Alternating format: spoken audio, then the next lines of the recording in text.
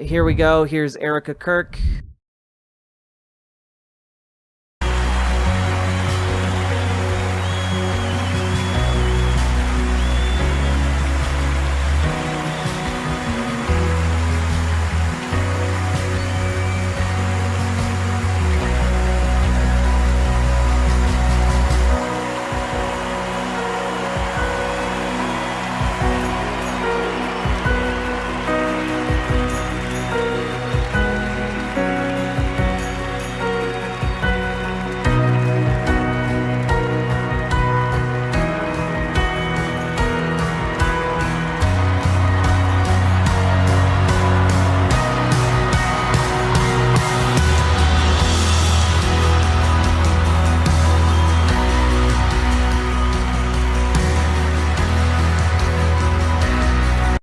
All right.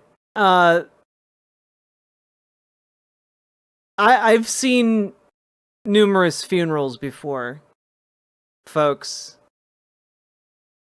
And I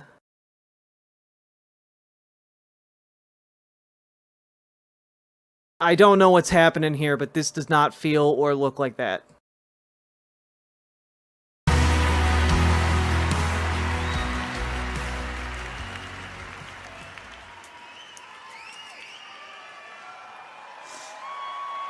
Was she praying? Yeah, she was praying.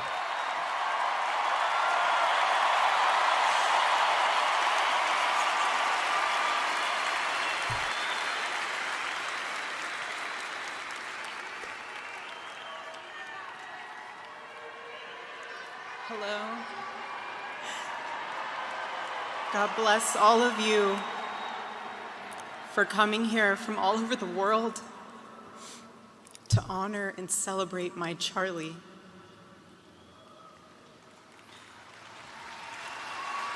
Yeah, she's now the CEO of Turning Point USA.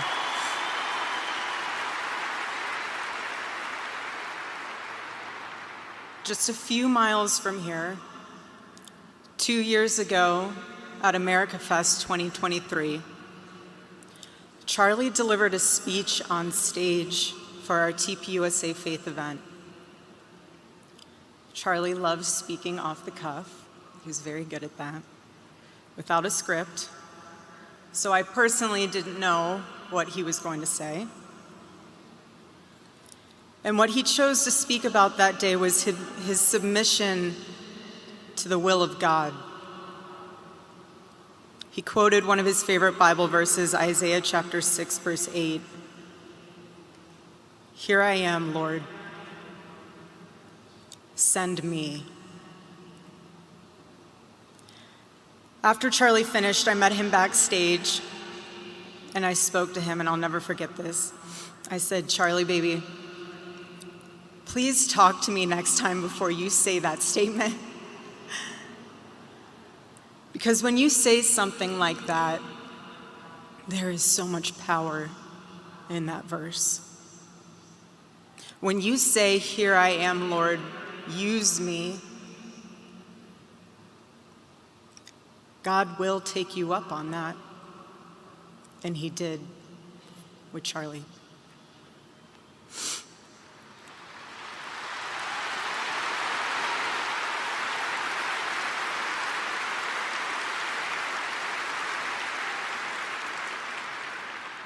"11 days ago, Yeah, I'm not gonna mock her total surrender grief. from my husband, and then called him to his side.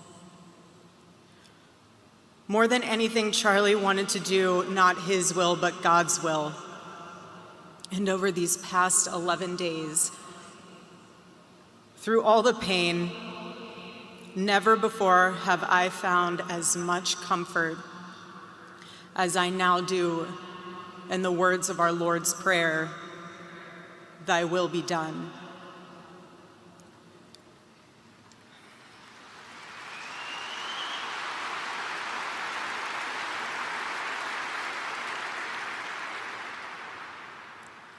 God's love was revealed to me on the very day my husband was murdered. On the afternoon of September 10th, I arrived at a Utah hospital to do the unthinkable, to look directly at my husband's murdered body. I saw the wound that ended his life.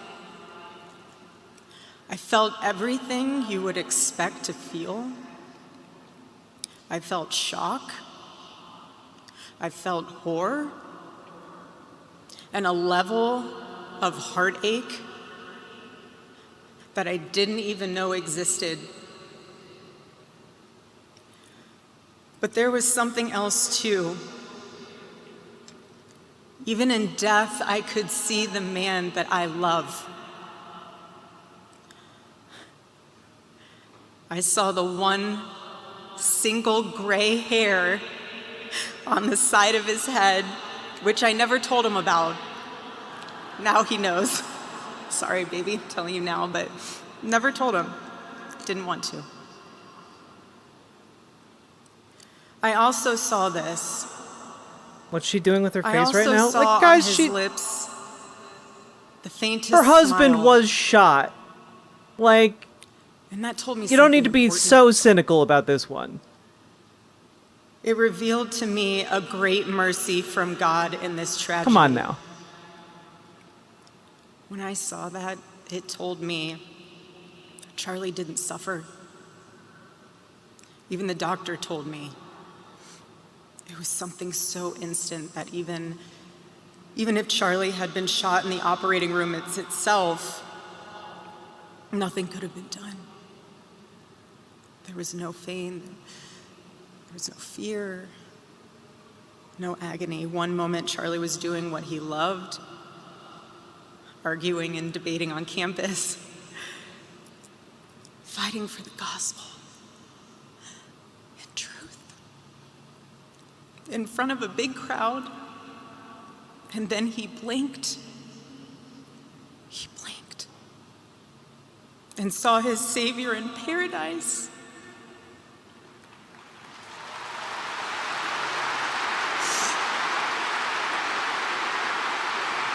Yeah, I don't know. I'm not gonna be the one who's like, yeah, everyone go make fun of this And all the heavenly widow for mysteries losing were her revealed to husband. him. That's not what I'm about. God's love But like, continued I can to be acknowledge revealed to me that in the part days that followed. while also criticizing what she's going to do as CEO of this The next organization. day on the tarmac in You know? Air Force Two, And criticizing what Charlie did. I confronted Usha Vance, precious woman. I held her hand and I told her, honestly, I do not know how I am going to get through this. Yeah, this is live, Nova. She told me something. She said, you know when you're on an airplane with your kids and it's the last 15 minutes of the flight and things are crazy, kids are not cooperating, toys are flying everywhere and everyone's screaming, and you think to yourself, I cannot wait for this flight to land. And it's 15 minutes before you land. And she told me, you will get through these 15 minutes and the next 15 minutes after that. Usha, I don't think you realized it then, but those words were exactly what I needed to hear. But most of all, God's mercy and God's love have been revealed to me these past 10 days. After Charlie's assassination, we didn't see violence. We didn't see rioting.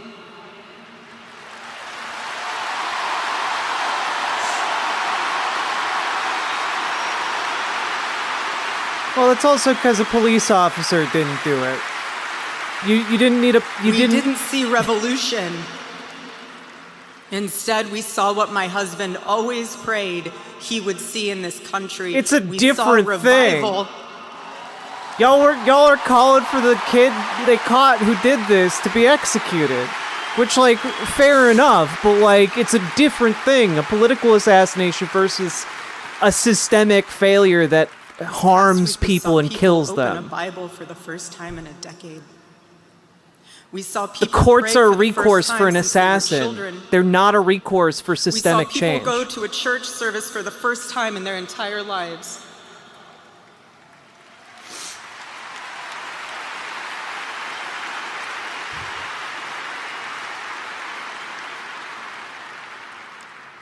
Charlie liked to journal. And I say this because he did it to remember important moments and sayings that affected him. And one of the things he wrote in his journal was this: every time you make a decision, it puts a mark on your soul. To those of you out there who just made that decision and took the first step toward a spiritual life, I say thank you and welcome. Yeah, also, we literally saw fascists marching through Florida with pictures One day of Charlie I hope Kirk, you look back and roughing realize up it was the anyone most who important dared say decision anything of your about it. life. Because it is. All of you who are already believers, it is your job to shepherd these people. Do not take that lightly. There's a website called Water the Charlie seed Kirk's of their Murderers faith. for people who didn't respond appropriately Protect it and help it grow. in the eyes of conservatives. Every day as Charlie rode into the office, he would go through his contact list. And I know there's many of you who were impacted by this. He would go through his contact list and send Bible verses for the day. He knew that faith was a habit. The more you live it, the more it grows. But know this too: the seed has only just been planted. The Oh, they enemy will also did tempt it. you They also did it in the California. most Alexis in a time Vanda. like this one. Both sides of the country. God will always be there for you, but you must choose to mark your soul again and again in the direction of Christ.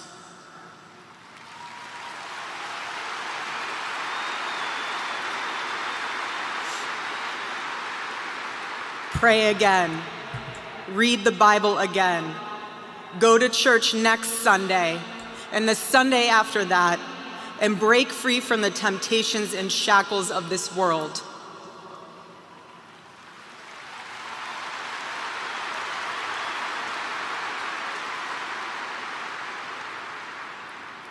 Being a follower of Christ is not easy. It's not supposed to be. Jesus said, if anyone would come after me, let him deny himself, take up his cross and follow me. He said he would be persecuted. He said we would be persecuted. And Charlie knew that and happily carried his cross all the way to the end. And I want all of you to know, while Charlie died far too early, he was also ready to die. There was nothing he was putting off. There was nothing that was too hard or too painful, or nothing that he just felt like he didn't want to do it. He left this world without regrets.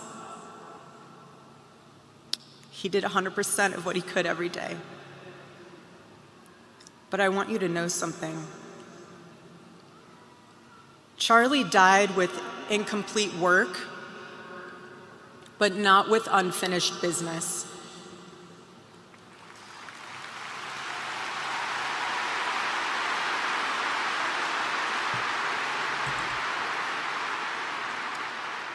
But I will miss him.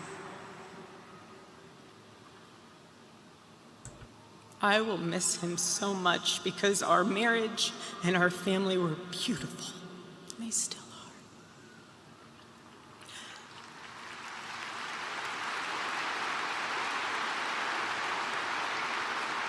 The greatest cause in Charlie's life was trying to revive the American family. When he spoke to young people, he was always eager to tell them about God's vision for marriage. and how, if they could just dare to live it out, it would enrich every part of their life in the same way that it enriched ours. And someone once asked me how Charlie and I, how we kept our marriage so strong when he was busy traveling. And our little secret, it was love notes. Every Saturday, Charlie wrote one for me, and he never missed a Saturday. And in every single one of them, he'd tell me what his highlight was for the week, how grateful he was for me and our babies. And always at the end, he would always end it with asking the most beautiful question. He'd always end it by asking, "Please let me know how I can better serve you as a husband." Charlie perfectly understood God's role for a Christian husband, a man who leads so that they can serve.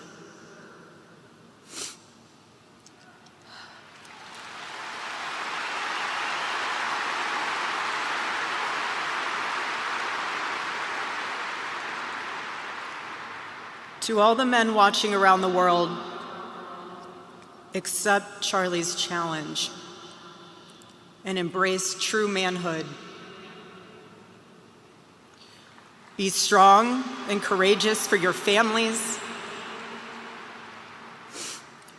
Love your wives and lead them. Love your children and protect them. Be the spiritual head of your home. But please be a leader worth following. Your wife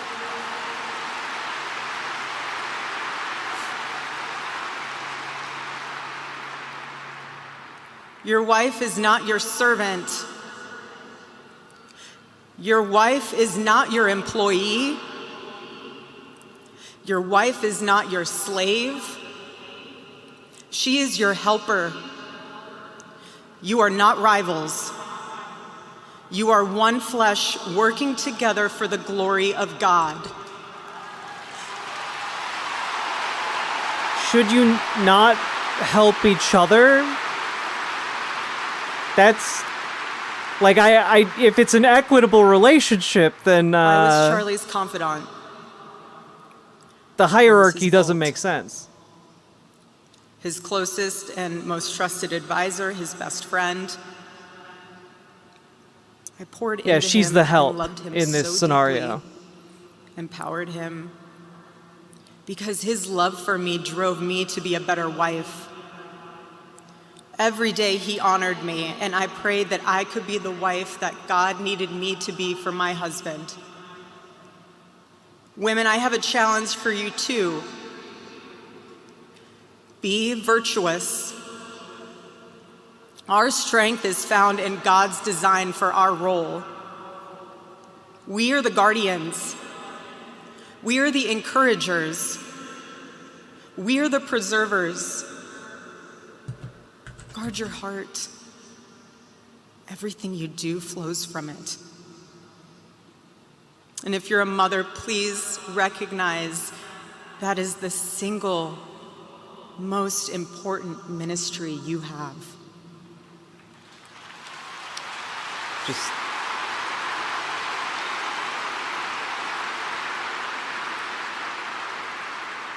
in our home, because Charlie traveled a lot, we tried to travel with him where we could.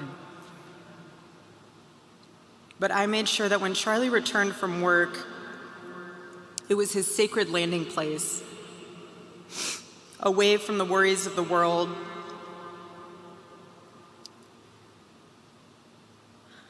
I didn't make him feel guilty for being away too long or too much, or getting home too late. I always told him, home is here for you, and it'll be ready for you.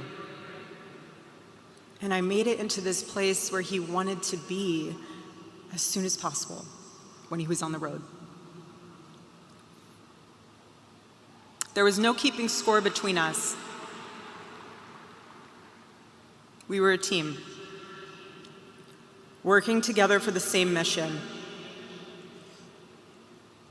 I never wanted to be the one standing between Charlie and the task that God prepared for him, had set for him. And I knew Charlie would always do his best to help me with the same. My marriage with Charlie was the best thing that ever happened to me. And I know it was the best thing that ever happened to him as well. He wanted everyone to experience that joy. And that's what's so beautiful about God's design for marriage, is that everyone can. And I could talk endlessly about it, and years to come I will.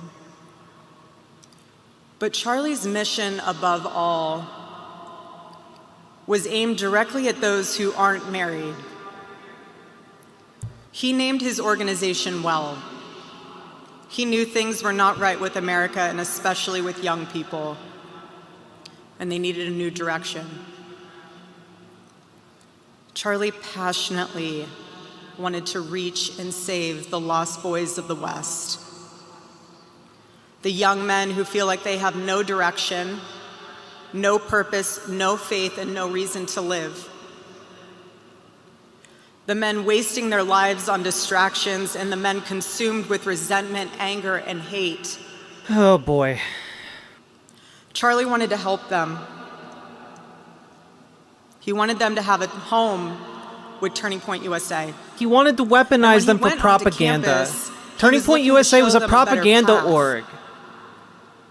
And a better life that was right there for the taking. Turning Point USA was there and paid for by billionaires to serve billionaires. My husband, Charlie. God. He wanted to save young men just like the one who took his life.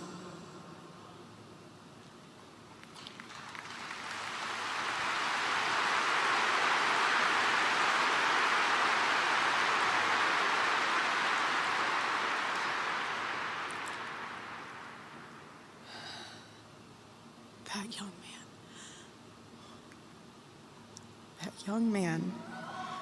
On the cross, our Savior said,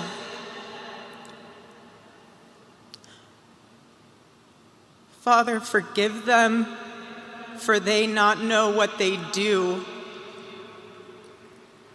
That man, that young man, I forgive him.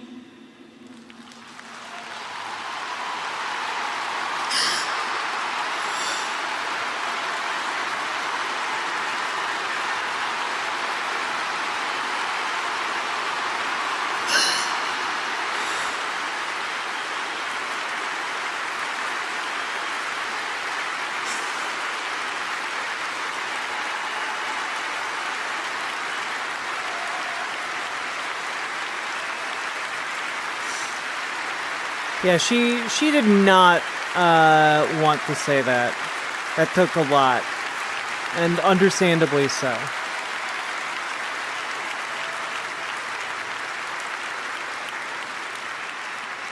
I forgive him because it was what Christ did and is what Charlie would do. The answer to hate is not hate. The answer we know from the gospel is love, and always love.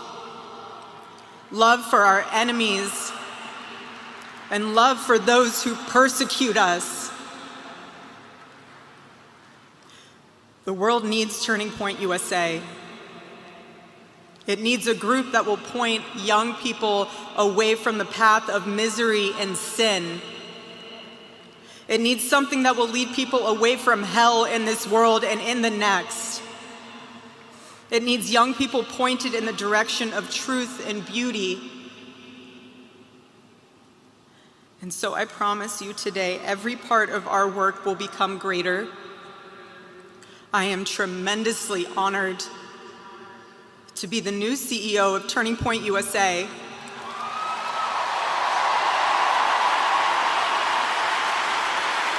This was a job interview? I mean, yes. This is part job interview, part to consolidate support behind her new position of authority. And in part, I do not take that lightly. Charlie and I were united in purpose. His passion was my passion, and now his mission is my mission. Everything that Turning Point USA built through Charlie's vision and hard work, we will make 10 times greater through the power of his memory. Chapters will grow, thousands of new ones will be created.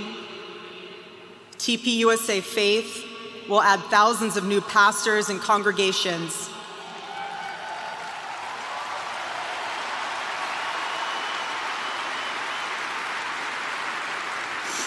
And yes, campus events will continue. And we will continue to hold debates and dialogue.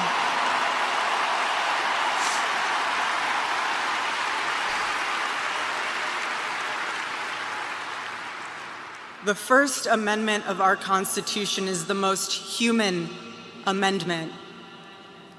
We are naturally talking beings, naturally believing beings. I gotta tell you guys, And the I First am Amendment protects our surprised right to do both. at this direction.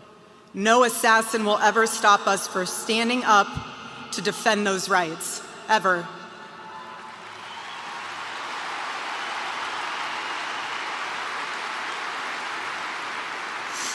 Because when you stop the conversation, when you stop the dialogue, this is what happens. When we lose the ability Wait for the pivot, and though? the Yeah, I'm waiting for willingness Trump to talk, communicate, but I gotta say, I'm surprised to hear this. we get violence. And as I stand here now and I look at this beautiful photo of my husband in front of me hanging in the stadium, I think of my husband 13 years ago. I hadn't met him yet. He was 18 years old,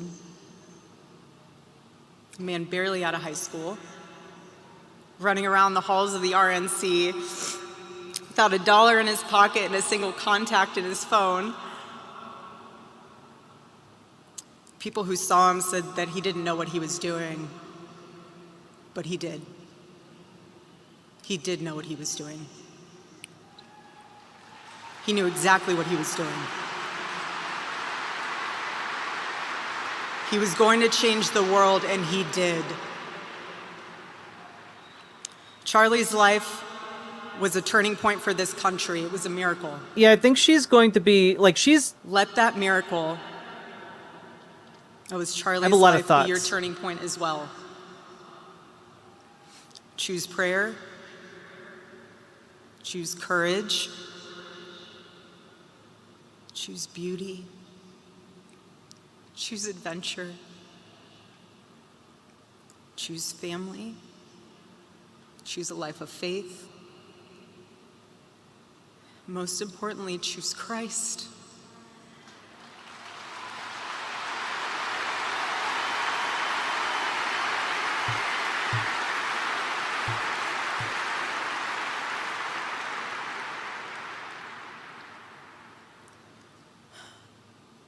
I love you, Charlie, baby. And I will make you proud. God bless you all, and God bless America. Well, that... I mean, it was interesting, to say the least.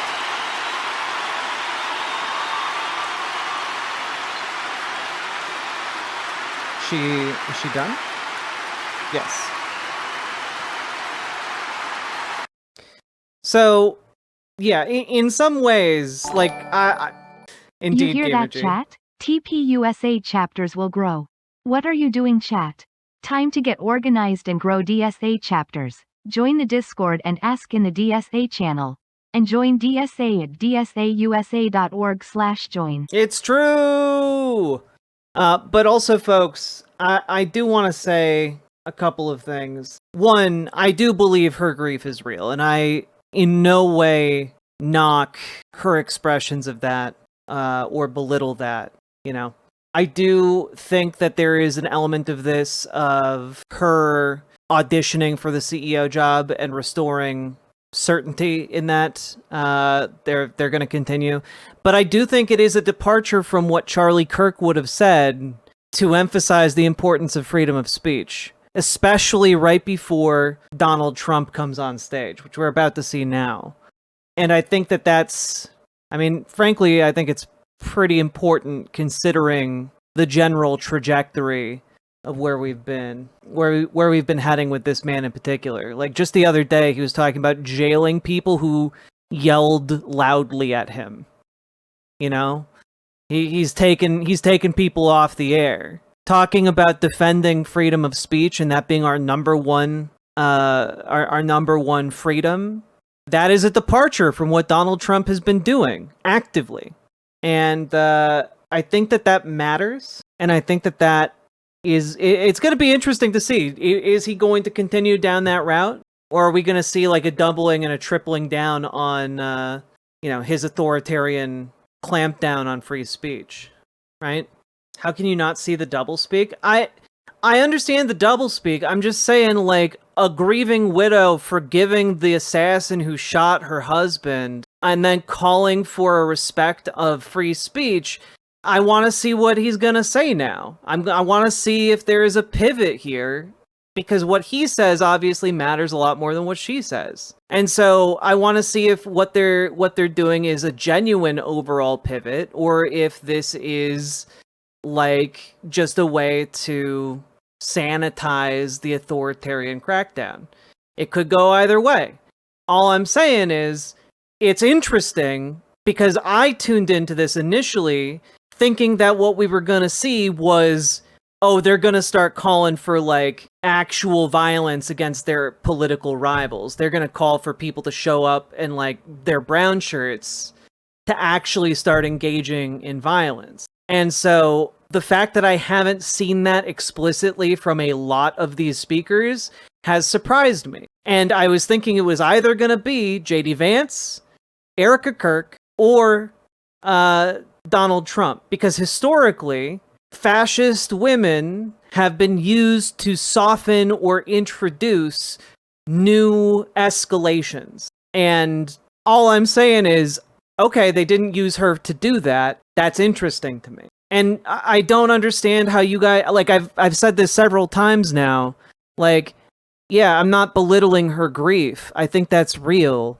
That doesn't mean that I'm not going to criticize her for the content of what she says or the content of what she does. And, like, I think that that's fair. You know, it's wonderful how many of you are willing to put words into my mouth. You can pretend us versus them is bad. I don't know, man. Like, I've been doing this for years, and if that's the takeaway from what you're hearing me say about, hey, maybe it's not a great look to, like, mock a widow at her husband's funeral. Like, I guess, but, like, I don't know, maybe you should shut the fuck up and understand how that fucking comes across. Even if that's what you actually think.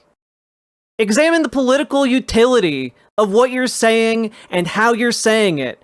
I don't know, be better advocates, for fuck's sake. No? Then I assume you agree with them. Fuck off. If you refuse to be someone who is effective in this moment, you are no better than they are. Fuck off. I want each and every one of you to be as effective as you fucking can be, and the fact that some of you are gonna come here and be like, oh, well, Jack, you're look at you, you're not being mean enough to them. Like, dude, be fucking effective. If you're not gonna organize, figure out what you're gonna do. But you know what? I'm so fucking sick of people who are just wanting to be impotently angry. Fucking organize. Fucking be effective. Be a good advocate. Be someone who is capable of actually doing shit. Because when you come in here like, no, we're at war, like, okay, you're a LARPing piece of shit. Do something better with your time. Do something better with your advocacy. Like, I'm so sick of people on the far left, or people on the left in general,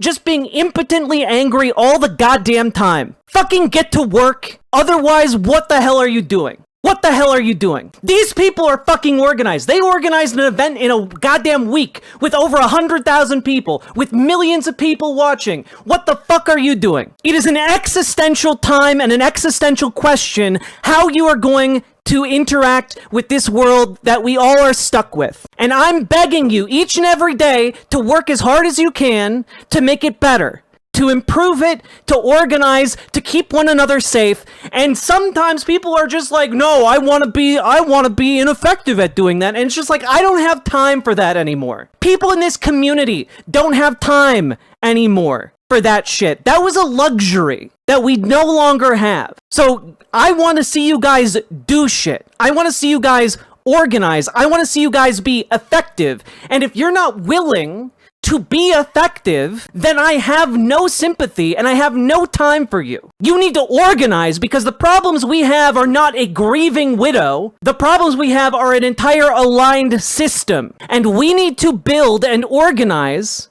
something that is capable of pushing back on that. That is our job right now. If you believe we are at war, you need to join the DSA and the SRA/JBGC. If you think it is bad, then organize and train.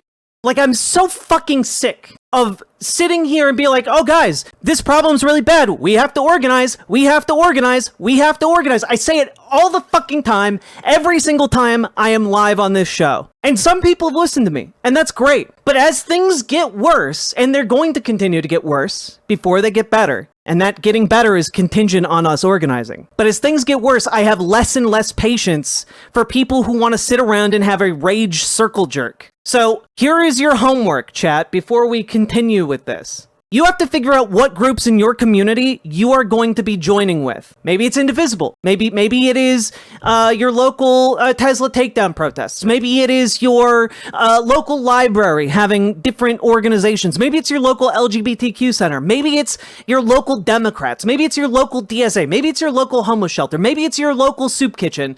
I don't give a fuck what organization it is. I want you to organize. Maybe it's your union. Maybe you're unionizing your workplace. Organize, and not just organize, but figure out a way how in your community you guys can apply that organizational pressure in order to do things like protect trans people in your town or city, or in order to make sure that ICE isn't like your local sheriff's department isn't cooperating with ICE. Okay? You have the ability to make people in your community safer. And if you are instead saying, no, I want to be as abrasive, I want to be as rude, I want to be as, mean as I want to be, rather than embracing being an effective advocate, I have no fucking time for you. We had that time a year ago. We no longer have that time. If your fucking ego is more important to you than making other people in your community safe, you have no business being in that community. No one's asking you to pretend to have any sympathy, but if you can't say something constructive or useful in this time, then keep your fucking thoughts to yourself. I'm sorry.